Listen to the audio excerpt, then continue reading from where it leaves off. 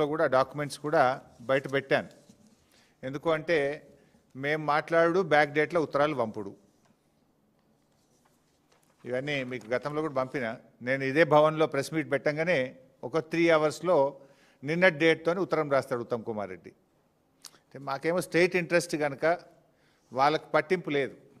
మేము పదే పదే ఆ విషయాలు బయట పెడుతూ రాష్ట్ర ప్రభుత్వాన్ని మేము అప్రమత్తం చేస్తుంటే ఇంకేదో ఫేస్ సేవింగ్ కోసం బ్యాక్ డేట్లు వేసి నా ప్రెస్ మీట్ అయినాక 5 గంటలకు 3 గంటలకో 4 గంటల తర్వాత ఇన్ని ప్రెస్ నోట్లు లెటర్లు కేంద్ర ప్రభుత్వానికి రాష్ట్రం రాసింది. డాక్యుమెంట్స్ కూడా అన్నీ నేను రిలీజ్ చేస్తున్నా. ఇకపోతే అంటే పరిస్థితి ఏమైందంటే మొద్దు నిద్రపోతుంది ప్రభుత్వం, కుంభకర్ణుడిలాగా నిద్రపోతూ ఉంది. ముళ్ళుగట్టబట్టి పొడిస్తే తప్ప ఈ ప్రభుత్వం నిద్రలేస్తలేదు.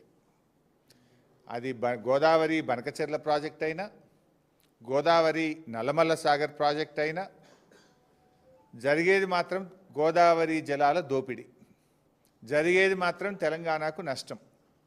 ప్రాజెక్టు పేరు మారింది తప్ప ఆంధ్రప్రదేశ్ జలదోపిడిని మాత్రం ఆపలేదు. ఈ జలద్రోహం విషయంలో కత్తి బాబు గారిది, పొడిచేది రేవంత్ రెడ్డి.